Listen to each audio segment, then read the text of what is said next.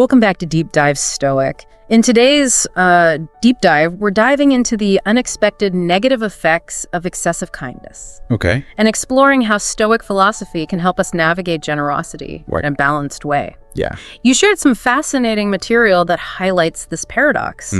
While we're often encouraged to be giving, there can be surprising downsides to being too good. That's right. Okay, let's really dig into this. Yeah.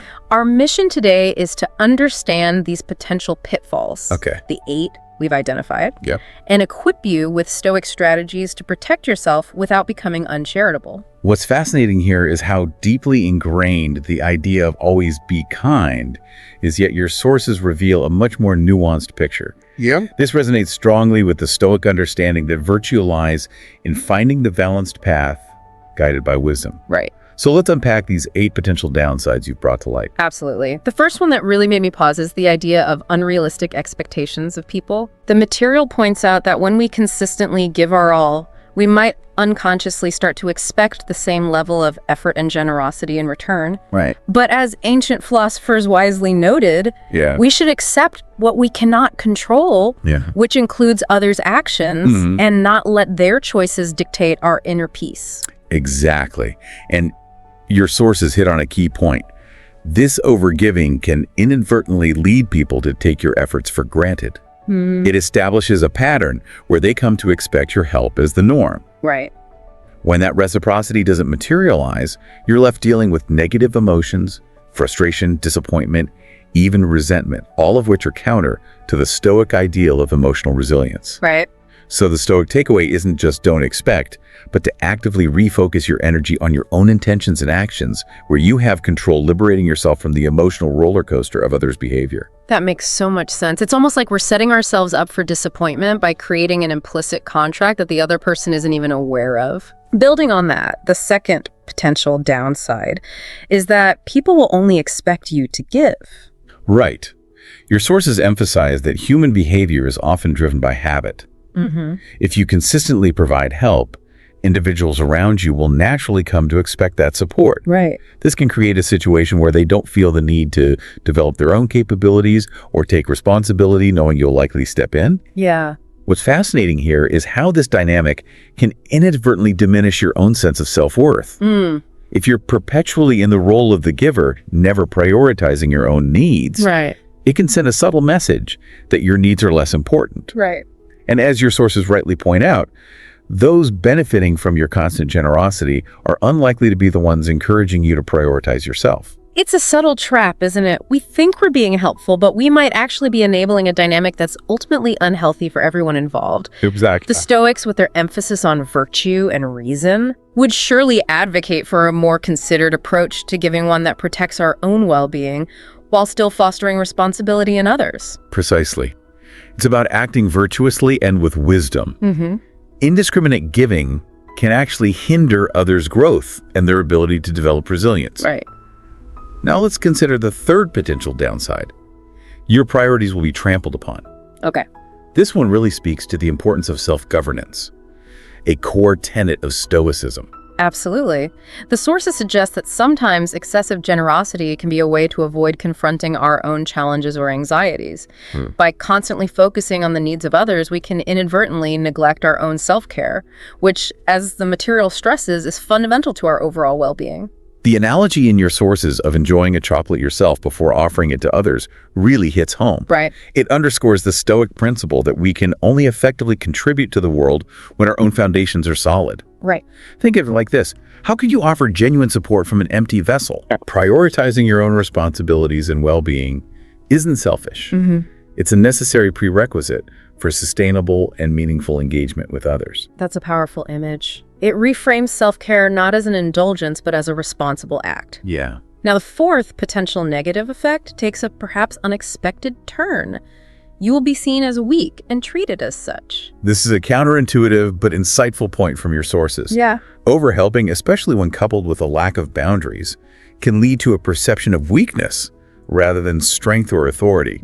When you consistently fail to say no, people may start to view you as someone who can be easily burdened with their responsibilities, knowing you're unlikely to push back. It's fascinating that setting boundaries, including using the word no, as the material points out, can actually garner respect. That's right. This aligns beautifully with the Stoic ideal of cultivating inner strength through self-discipline. Right. It's about demonstrating that you value your time and energy, which paradoxically can lead others to value it more as well. Exactly. It's not about being aggressive or unkind, but about asserting your own worth and limits. This self-respect, a key aspect of Stoic virtue, often translates into how others perceive and treat you. Right. Now let's move on to the fifth potential downside. You'll have many buts, people who only come when they need something. This is a rather cynical observation from the sources, but one that many might find resonates with their own experiences. Sure. The material suggests that in situations of excessive giving without reciprocity, those who were once seemingly friends might start to exclude you from enjoyable activities and only reach out when they require assistance. Your sources offer a rather pragmatic, even calculating perspective here, drawing a parallel to how professional hierarchies can sometimes function. Right. If you consistently operate in a giving role without establishing reciprocal aspects of the relationship, some individuals may unfortunately come to view the interaction primarily as transactional. This really underscores the importance of Stoic discernment in choosing our companions and understanding the dynamics at play in our relationships. Are these connections built on mutual respect and genuine affection, or are they primarily need-based? It's a tough but important question to ask ourselves. It forces us to look beyond our good intentions and examine the reality of the relationships. Now, the sixth potential downside is closely related but distinct. You'll attract only people who need and never those willing to give. Your material introduces an intriguing idea about our own energy levels influencing the types of people we attract. Okay. The argument is that indiscriminate and excessive giving can inadvertently lower our overall vibration, making us more appealing to individuals who are primarily takers, those who are looking for someone to solve their problems without offering much in return. It's like we become a beacon for those in need, which isn't inherently bad. Yeah. But if it's a one-way street, we can become depleted. Right. Meanwhile, those who are equally giving and supportive might not even register on our radar because we're so focused on managing the constant demands of those who are taking. This really highlights the Stoic principle of cultivating balanced relationships built on mutual support and positive intentions. Precisely.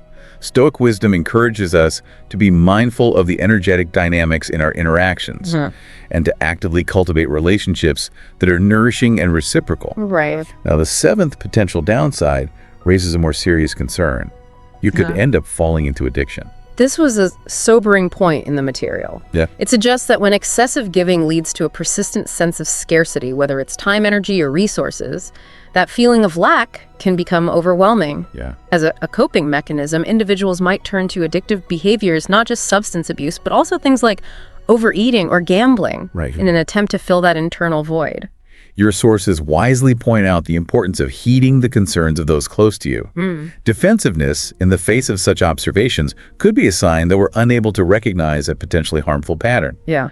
This connects directly to the Stoic emphasis on self-awareness and the ability to objectively examine our own behavior. Right.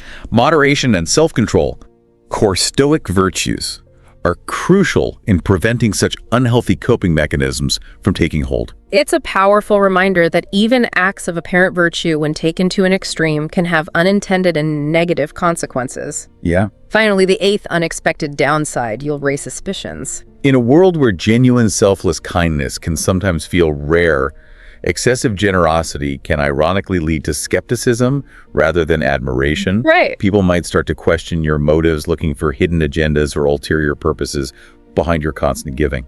The sources suggest that this reaction isn't necessarily a reflection of others being inherently distrustful, Right. but rather a pragmatic perspective based on the unfortunate reality that some individuals who appear overly generous do have hidden motives. It's a somewhat disheartening commentary, perhaps, but one that underscores the Stoic principle of focusing on our own virtuous actions and intentions, regardless of how they might be perceived by others. Right. Our inner compass should guide us, not the potentially cynical interpretations of those around us. Exactly. Yeah. Now that we've explored these 8 potential pitfalls of excessive kindness, let's turn our attention to the Stoic strategies that can help us navigate generosity in a more balanced and self-preserving way. Excellent. Yeah. The first crucial strategy, echoing the point about addiction, is to listen to your feelings. Okay. The material rightly emphasizes the Stoic focus on inner awareness. Right. Pay close attention to your emotional state when you're engaging in acts of generosity. If you consistently find yourself feeling overwhelmed, drained, resentful, or used after helping others, that's a significant indicator that you might be overextending yourself. Your emotions in this context serve as valuable feedback. Okay. The Stoics believed in understanding our internal landscape as a crucial aspect of navigating the external world effectively. Right. If an act of giving consistently leaves you feeling depleted or resentful, it's essential to examine your motivations and the boundaries you've established. Yeah. What's fascinating here is how our feelings, often dismissed as irrational, can actually provide important information about our well-being and our interactions. Yeah, absolutely. The second strategy, one that many find challenging, is to lose the fear of the word no. Drawing on Stoic principles, we must recognize the inherent value of our time, energy, and resources. Yeah. Saying no when you feel overwhelmed, when a request infringes upon your priorities, or when it simply feels unfair is not an act of selfishness, but rather an act of self-control and self-respect. Your sources astutely point out that while no might carry negative connotations for some, the true negativity lies in the resentment and burnout that can accumulate when we consistently overcommit ourselves. Developing the ability to say no assertively but kindly is crucial for reclaiming your agency and avoiding unnecessary burdens. Right. As the material suggests, practice can be incredibly empowering in this regard. It truly is liberating. The third strategy shifts our focus to self-care. There's a time and a space for you respect them. Right. This aligns perfectly with the Stoic emphasis on self-discipline and the recognition that our own well-being is a responsibility we must uphold. Setting aside dedicated time for rest, rejuvenation, and activities you enjoy is not a luxury. It's a fundamental requirement for maintaining balance and effectiveness in all areas of your life. And when someone asks for your help during this protected time, the Stoic approach encourages us to prioritize our own needs without guilt. Right. This doesn't mean never being flexible, but it does mean establishing and respecting your own boundaries. Yeah. Perhaps offering alternative times for assistance, while clearly communicating your limited availability, demonstrates both your willingness to help and your commitment to self-care. Exactly. Yeah. Finally, the fourth strategy focuses on protecting our energy. Identify energy vampires and distance yourself from them. Employing Stoic discernment, learn to recognize those relationships that consistently drain your emotional and mental resources without offering any positive contribution in return. Your sources rightly note that attempting to perpetually help individuals who consistently exhibit energy vampire tendencies can be a futile endeavor. Often these individuals may be more invested in their complaints or their victim narratives than in actively seeking solutions. Yeah.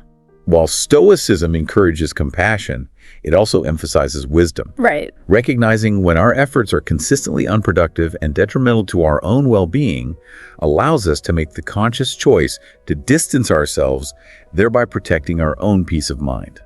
So as we've explored through the lens of your sources, the ancient philosophers who espouse Stoicism seem to possess a profound understanding of the delicate balance involved in generosity. The most effective approach often lies in finding that middle ground. Giving too little can foster selfishness, while giving too much can deplete our resources and undermine our well-being, as well as potentially enabling negative patterns in others. Yeah. Ultimately, navigating this complex terrain requires a conscious effort to prioritize both the needs of others and our own, guided by wisdom and self-awareness. Right. And when uncertainty arises, remembering the empowering simplicity of the word no can be a profoundly Stoic act. This deep dive has truly illuminated the practical wisdom inherent in the Stoic perspective on generosity. Yeah. It's not about advocating for a hardened heart, but rather a discerning mind. Right. It prompts a crucial question for you, our listener. Reflecting on your own life, are there areas where you might be leaning too heavily on the side of excessive kindness? What small Stoic-inspired step could you take today to reclaim a bit more balance and protect your own inner peace? Thank you all for being a part of this podcast with us. If this episode helped you slow down and reflect, support Deep Dive Stoic, like, subscribe, and pass it on. See you next time.